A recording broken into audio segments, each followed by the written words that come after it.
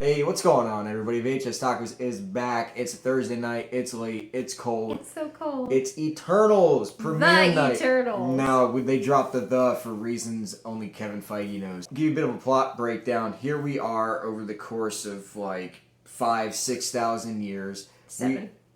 We are introduced to these gorgeous beings in this beautiful spaceship called the Domo.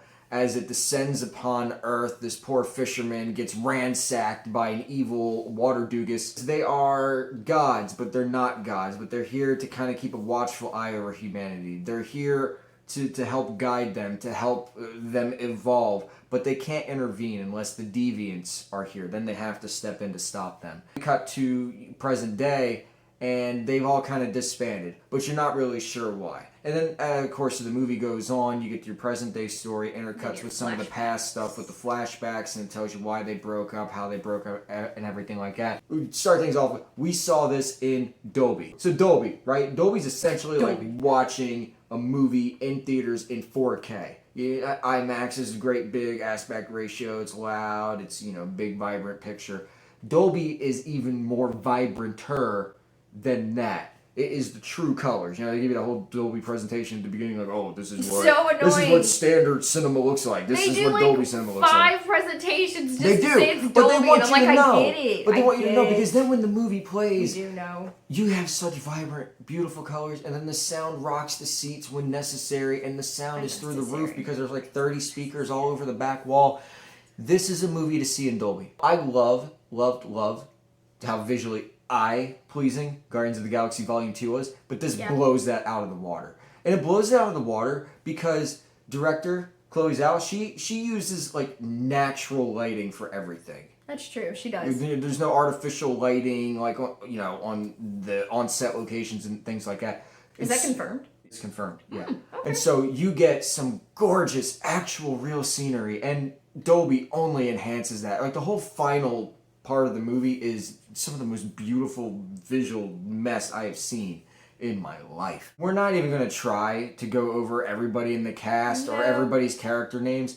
This is like the first Avengers movie squared on acid. So you have a bunch of people thrown together who you never would put them in a movie. If you sit down and you watch Mr. and Mrs. Smith, and then you sit down and you watch like the recent Child's Play or Godzilla vs. Kong, you're not going to say, oh, you know what, Angelina Jolie and Brian Tyree Henry, let's put them in a movie together. You don't see Stuber, because nobody saw Stuber, and say, oh, let me get Kumail Nanjiani and put him in the movie along with it. Nobody says that. But somehow, this casting persons, I don't know, I was really... The casting people. The casting folk, they have established and designed this cast perfectly. I disagree. Well, I feel like they're great individuals, but when it comes to as an ensemble, I'm kind of like, they just seem like people that are just put together. They, as individuals, great characters, but them as together, I'm like, I could really do without them all together. It's interesting that she says that because she's wrong. The real lead of the movie here is Gemma Chan. Yeah. And you may have recognized her before. She's been in Captain Marvel. I won't say much more than that.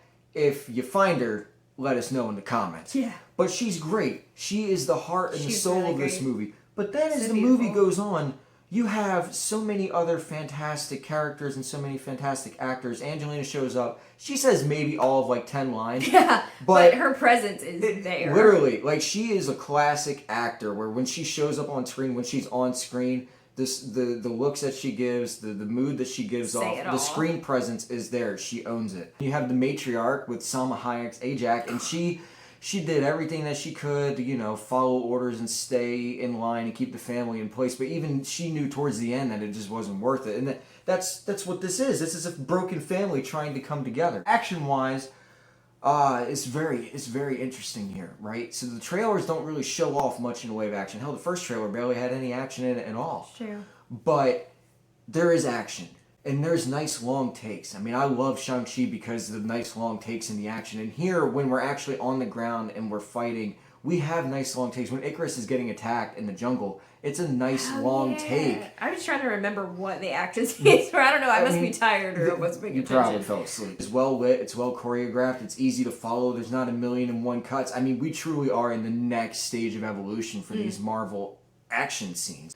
Visually, once again, this is a beautiful movie, but the visual effects in this thing are fantastic. I mean, they complement the actual on-set locations so well. I mean, the deviants are gorgeous to look at. The gold, details. The blue, the green. I mean, we're finding color schemes here that just work so beautifully. And don't get me wrong, they're absolutely horrifying and they're terrifying. Oh, yeah. They kill indiscriminately.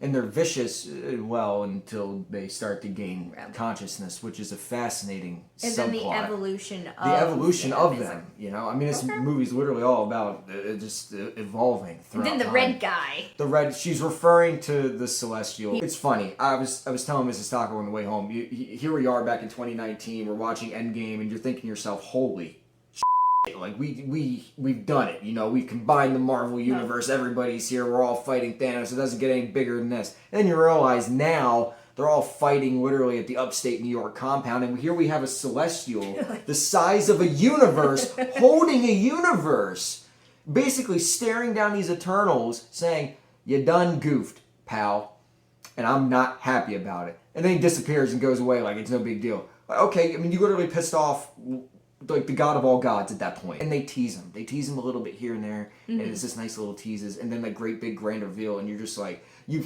feel it in Dolby. And the red, just the bright, vibrant red just pops. And oh my god, it's stunning. You know, I would give this movie, at first I would have given it just a solid 4 out of 5 tacos. And then the credit scenes hit. And I was falling out of my chair because I was so excited. So the first credit scene, I don't even remember. You know, we got a couple of the Eternals. They're on the domo. They're chatting it up. And then if you look, you kind of see something in the background. You see something that looks a little familiar. And then boom. Oh, God. Who's this? It's Pip! For all of you comic lovers out there, we get Pip voiced none other than by Patton Oswalt, which is perfect. But then, why not? Because the Marvel Universe is taking any and all applications, and everyone is accepted and invited to the party. They're gonna make you a real actor.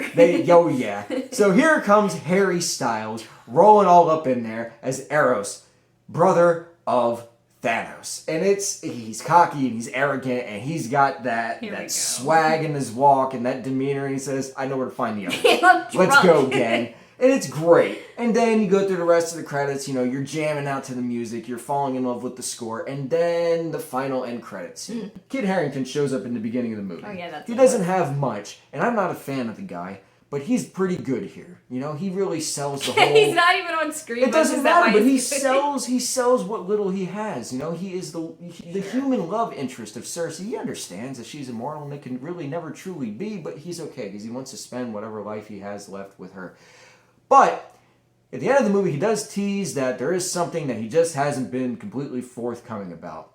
The guy's name is Dane Whitman. For all you comic fans out there, it's okay, I'll give you a minute to go change your pants over this. At the end of the movie, there he is. He has this nice long box. He cracks it open, and there it is, the mother of all weapons, Excalibur itself. He reaches for it. The evil magic is starting to reach out towards him. But wait a minute. We hear a voice. Are you sure you want to do that, Mr. Whitman? My boy. And then boom, it cuts. The Watcher, Jeffrey Wright, so cool. Felix from Bond, the big animated baby guy, the Watcher. And there it is. I mean, Kevin Feige's master plan once again comes together just like peanut butter and chocolate and pretzels, and it's all combining into one sweet, glorious confection narrated by Will Arnett. I cannot tell you how exciting this is. I mean, we've reached levels of celestial, universal, multi-breakage, the likes of which Marvel is not ready for. And this only makes me more excited to see the multiverse shenanigans in Spider-Man. I mean, if we get Jeffrey's voice here, I want to see his face there. Overall, we're giving this a 5 out of 5. I wasn't expecting much going in. I didn't know much about the Eternals going in. I fell in love with all of them. Mrs. Taco, what do you rate this? I would rate it probably a 3.5. It was kind of boring. And the actors were great individually. As an ensemble, like I said before, it wasn't really giving me what I thought it was going to give me. I think I was more excited going in this than you were, and then it flip-flopped. It really did flip-flop. I thought I was going to enjoy this a lot because the cast is phenomenal. Yeah. Which they are. Yeah. But it just didn't come together for me like I guess expected, even though I didn't really have any expectations. So right. I think 3.5 is appropriate. Combined, that's like a 13 out Anywho, of 5. So, wrap it up. Eternals, Marvel, Kevin Feige's baby. It's in theaters. It's now on Disney+. We recommend Dolby.